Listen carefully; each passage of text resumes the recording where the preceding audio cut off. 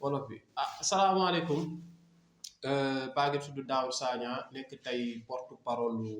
front bi gars yi teg bees muy front bi ngànk ensemble mouvement d'initiative yi nekk ci biir parti socialiste dajale ay personnalité politique yu parti socialiste dajale ay militants à la base du parti socialiste tey nag dañoo ñëw pour waxtaan pas pour ci parti socialiste kese mais waxtaan ci camarade parti socialiste yi wante waxtaan ci ak peuple sénégalais bi waxtaan ñi nga xam ne parti socialiste moom moo nekk seen xol ñun dañu teg lii ñu wax front pour la libération du parti socialiste bii xam ne lii xam ne moo fi am ci situation parti socialiste bi ñëpp teg ci bët muy parti bi dellu na ginnaaw muy parti bi kenn respecté tu ko muy parti bi lii xam ne moom moo taxoon ñu ñu doon respecté mooy jël en charge préoccupation sociale du sénégalais yi wan nañ ko ginnaaw ba kenn ku ci nekk mu nekk conglomérat boo xam ne ay pas octogénaire ñoo xam ne 70 ans 90 ans ñoo ci nekk ku ci nekk di nax sa bopp maintenir secrétaire général intérimaire bi ci poste bi waaj bi yàgg na lu ne xew na fi chaque fois dañ doon waaj mais bi yoon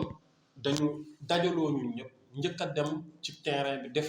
liggéey ba ñu def am na lu mu feeñal ñu war koo wax sénégalais parce que ma koy ci delluwaat di ko leeral mooy parti socialiste moomuñu ko sénégalais yi ñoo ko moom parce que patrimoine historique la mooy premier parti Sénégal buñ ñu nawee Afrique en tant que république parti socialiste moo tax li xew ci parti socialiste mooy tey ñu ngi amoon na lu ëpp ay 30 députés tey parti socialiste mi ngi benn député parti socialiste contrôlé woon na 120 collectivités territoriales tey ñu ngi une dizaine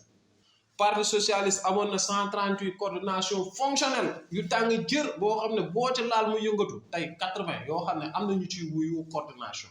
woo nañ leen jot ak ñoom saafonte am nañ jot a waxtaan ak ñoom ya ca des nag ca coordination bi pour sénégalais yëg li xew mooy ñenn ñi yal na leen yàlla yërëm génn àdduna ña ca des màgget boo xam ne da nga koy woo sax ne ko dama lay woo pour affaire coordination bi nga géré mën na non man tant que Ousmane Tanor Dieng dem si yàlla na ko yàlla yërëm woowuma awma lu ma wax ak yéen kon xam ngeen ni nit bu demee ba ku fi nekkatul génn àdduna mu naan kooku moo ko war a woo nga xam ne kooku yàlla toppeetu ko dara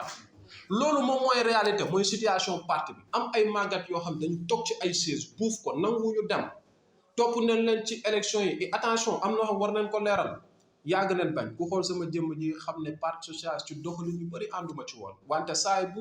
jokkoo élection amoon dama doon wax ne sama benn mbokk bu baax moo ma gën a sama téeméeri mbokk yu baax dañu doon rangé wu pour rafetal pour jéem a équilibrer parti bi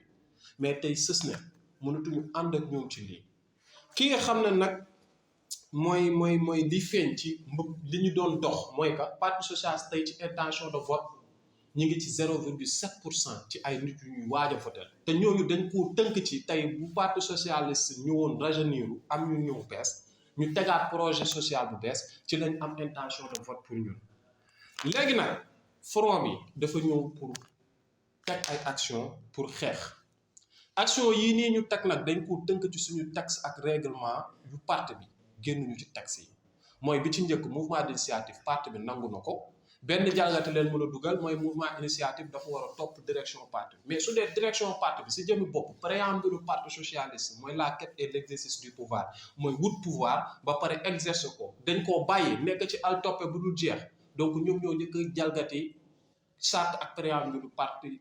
socialiste donc mouvement d'initiative deful lu bii ñu formé deful lu dul ñëw pour tegaat direction beeg parti bi si yoon ci nan ak ci naka leen ko bëgg a defee mooy ci ay jëf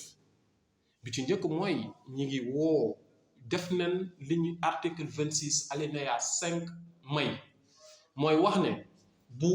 xaaju coordination yi secrétaire général coordination yi signé pétition ak benn pour ñu dem ci congrès extraordinaire secrétaire général bi ci ay fan yu néew lu ko war a woote bu ko defut li ñu yoon may ñu def ko te dañ ci dul xaar leen ne sës neen sës boo xam ne mooy que bu ñu amee signature yooyu noonu li ci teg mooy dem teg ko ci yoon def liggéeyam parce que ñii dañu gëm ne nanguwuñu bàyyi lañu parti yi dañu bëgg a bàyyi parti bi suuf mu dee loolu nag texte yi loolu la ñu may tooguñu di xoole bi front bi dajaloo am saar nañ ku mel ne man ak yeneen ndaw ñu piloté dem wax ak secrétaire généraux yi ñu signé ci ñeent fan am nañ 44 signatures bii mi ngi soog a ñëw ñu yónnee ñu ko ci dëkk région bu éloigné lu jógee 44 signatures secrétaires généraux il nous en faut 70 woote wuñu waxuñu kenn asamaan ak léegi bu ñu wootee wax pour képp kuy secrétaire général coordination mu ñëw signé ginnaaw loolu dina am pétition en ligne bu ñu def tamit képp kuy personnalité politique parti socialiste bi fi nekkoon bu fi ñàkk nekkoon parti bi concerné la parce que patrimoine national la pétition yi dinañ ko lancé loolu ci leen nekkoon ñu ciy woo ñëpp képp kuy secrétaire général coordination ñëwal ci front bi ñuy leeral tamit askan bi ko front bi du pour nit maanaam toi que tu je m'y mets amul benn responsable parti socialiste bu nekk ci front bi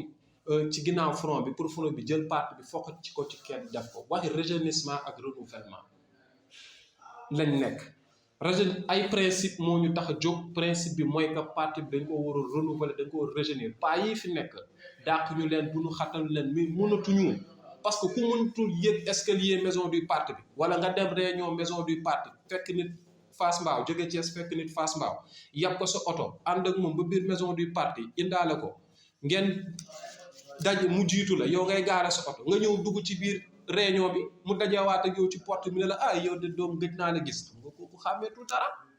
ñooñu nag ñoo téye poste parti bi jeunes yi fi nekk adultes yi mënuñu ci dara donc pétition bi mi ngi en cours ñu ngi woo secrétaire généraux yëpp dinañ joxe suñu numéro téléphone dinañ dem ci recensement pour am les 70 et plus parce que l'objectif c'est avoir 80 signatures d'ici une semaine à 4 jours. Maintenant li jëm ci après cette pétition là le 25 avril mooy une semaine bii di ñëw dans 7 jours ñu ngi woote à un sit-in mooy ñu ngi woo képp koo xam ne camarade de parti nga EG de coordination la ñu ngi lay woo togaayu naqarlu la ñuy def biir parti biir maison du parti parce que maison bi ñu ñoo ko moom ñu ngi woo ñëpp woo ci ñëpp ñëw taxaw ci ñu dem ñu wane suñu naqar képp kuy jeune képp koo xam ne parti bi ñor na la képp kuy mag tamit boo xam ne am na ci mag yu conscient yoo xam ne dañu war a dem alternance renouvelée ñu ngi lay woo foofu noonu ñu taxawaayu ñaxtu wala suñu méthode ci doxalin bii parti bi fi nekk loolu daal mooy loo xam ne front bi teg na ko du ci woo Sénégalais yëpp du ci woo militant à la base yëpp du ci woo secrétaire général de coordination yëpp du ci woo surtout diaspora bi parce que révolution bu munti am c'est la diaspora moom moo koy jiite ñu topp ci te ñu ngi ci waxtaan ak ñoom te sore nañ ci mais dañ leen ciy gën a woowaat li ci tege mooy peuple sénégalais bi tamit nañuy waxal il faut que ñu comprendre que ne parti socialiste bi benn ñaar ñett paa ak maire yi paa Koppati paa Caaya maire Marignan ak maire Ndoké ñi ngi gis du parti bi am na ay jeunes yi nekk ci parti bi ñooñu même suñu nekkee sax ñoo feeñ parti bi sénégalais yi ñoo ko moom te parti bi du ko tax a jóg mooy taxawu sénégalais yi ci seen naqarlu jël en compte lépp loo xam ne moom mooy revendication sociale u askan bi donc ci loolu noonu la ñuy wax sénégalais yi ñoom tamit ñu dugal ci suñu loxo jàpp ci parce que parti bu mel ne parti socialiste warul mun dee nii donc loolu leen amoon tey ci bi ñu ñëw wax ma nekkoon porte parole bi di jottali front bi di leen wax ne incha allah ñu ngi jox dig daje ñëpp vendredi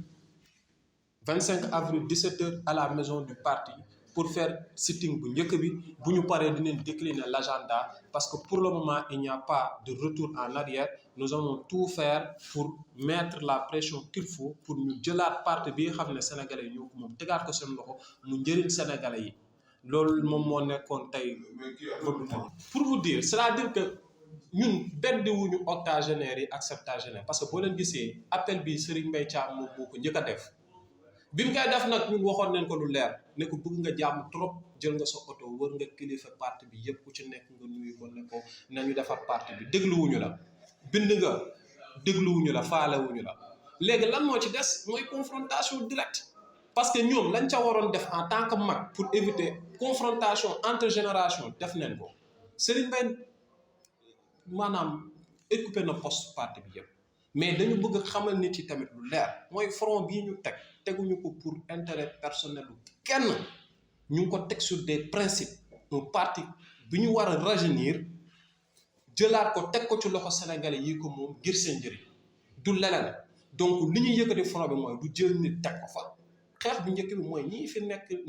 benn conglomérat nekk benn groupe pas yu téye parti bi en otage dégluwuñu jeune bi xamuñu li Sénégalais yi soxla parce que ku amul TikTok amul WhatsApp amul Facebook xamul kooku mënu la wax li xew ci dëkk bi te ñoom foofu leen toll. dépassé waxuma la dépassé sax bi mu leen bàyyee yàgg na xam nga dépassé sax mooy loo xam ne moom ko jot moom tax ñooñu def affaire yi da leen wàcc donc di leeralaat front bii du front wu kenn front wu militant à la base yi direct ñoom ñoo am seen naqar bu koo fajal seen bopp du kenn ku nekk suñ ginnaaw du kenn ku ñu piloté mais nag la personne de Serigne Mbaye Thiam en tant que militant à la base épouse cette idéologie là parce que xam naa ko mun naa wax si moom parce que bind na ko ñu gis wax na ko donc loolu lañ bëgg pour militant à la base yi am ko léegi nag li fi nekk na fi dañagum ba pare li fi nekk su fi dañee ba pare après nag qui veut que décliner son ambition et nous allons écouter et voir les projets ba ca gën militant à la base yi ànd ak ñoom l'importance na ci Sénégal di gagner rek. Le parti socialiste dans l'article 38 admet des mouvements d'initiative et ils disent des mouvements d'initiative qui doivent se conformer aux décisions de la direction du parti mais sur des bureaux politiques réunir comité central réunir lii xam ne mooy préambule parti bi mooy la quête et l'exercice du pouvoir parti bi abandonné na ko pour nekk parti al toppe non il faut qu'on dise des choses telles qu'elles sont fa lañ yegg léegi ñun dañoo nekkoon à la remorque nekk al toppe quand on part à l'élection où le grand parti socialiste premier parti de ce pays qui a constitué la république et l'état de droit parti boobu nu dem bootu ci ginnaaw nit Amadou Ba ci élection nga xam ne y a beaucoup de choses à faire si ñàkk gëm sa bopp si ñàkk xam lan nga yor ci sa loxo donc c'est pour wax la ne la parti bi front bi ça s'inscrit dans la dynamique d'un mouvement d'initiative un mouvement d'initiative bii xeex une direction du parti qui a dilapidé et qui a complètement obstrué tout ce qui va avec l'essence et la quintessence de nos textes du parti pour aller vers l'orthodoxe de nos textes du parti tegaat lu jàmm léegi nag mouvement initiative article 38 moo ko nangu pétition bi article 26 alinéa 5 moo ko nangu pétition ba buñ ci paree avocat lañ koy jox dañu bëgg pour mu clair ñun demuñu fa di négocier di wax ñi ñuy nax madame la secrétaire générale nous avait convoqué en séminaire intérimaire la secrétaire générale intérimaire elle nous a convoqué en séminaire en nous disant que janvier moo def congrès extraordinaire boobu bëggoon na pour ñun ñëpp ñu ñëw jàpp ci élection yi rek et c'est ce qu'on a fait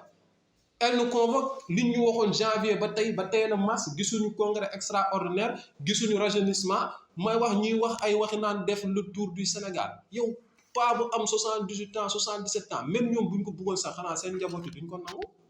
faire le tour du Sénégal 196 714 km², qui va faire ça? Ces vieux hypermétropes là à la limite aveugles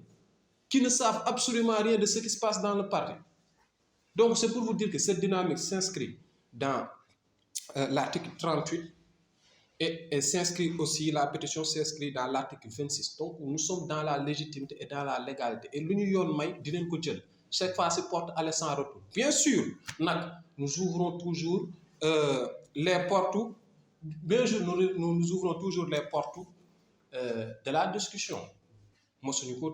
Mais pour le moment, nous allons dérouler l'agenda ba mu yegg mooy que ku ñuy fekk si mooy da nga ñoo jox date bu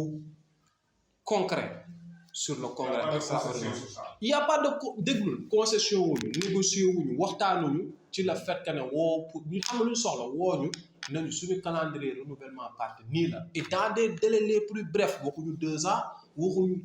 1 an waxuñu 8 mois ci dans les délais les plus brefs ñu dem dans le renouvellement des instances du base du parti. La ma waxoon nag laay waxaat madame la secrétaire générale ce conglomérat d'octogénaires yi koy wër ne ko moom mooy la personne la plus représentative moom la gars yi gëm su deekee loolu la puisqu'il a c'est une secrétaire générale intérimaire dont l'intérim dépasse même le mandat mais elle n'a qu'à se présenter comme mun na ànd ak jeunes yi pour aller vers les 138 coordinations à travers le territoire national pour haute légitimité na teg bagage yi ku bëgg jël ñu xool ba xam moom elle est la plus représentative ou quoi mais ce statu quo de ce parti socialiste là bi nga xam ne ñëpp jéppi nañu ndax suñu ñàkk am fulla ci lu ñuy yor ndax suñ ñàkk gëm suñ bopp ndax suñ ñàkk ay pas yu bañ alternance dafay dañ te le 25 avril bii lay tàmbale. Moi je suis le responsable jeunesse d'une section mais wax dëgg fa neex yàlla parti bi je suis le responsable jeune d'une section je suis le coordonnateur des jeunes de l'IRPS national des jeunes de l'IRPS l'initiative pour la réforme du parti te yow xam nga ñu je suis le secrétaire administratif de cette IRPS là donc mais dama lay wax benn affaire pour mu clair parti bi boo bëggee dégg dëgg je suis le plus jeune du parti en terme man maa am 31 ans sax te nekkatuma jeune le parti socialiste n'a plus de jeunes si on se conforme ci statut parti bi jeune 30 ans révolu la donc ça veut dire que on a sacrifié toute une génération donc loolu foofu la mbir yi toll et j'oubliais je suis aussi le responsable des enseignants socialistes de Thiès département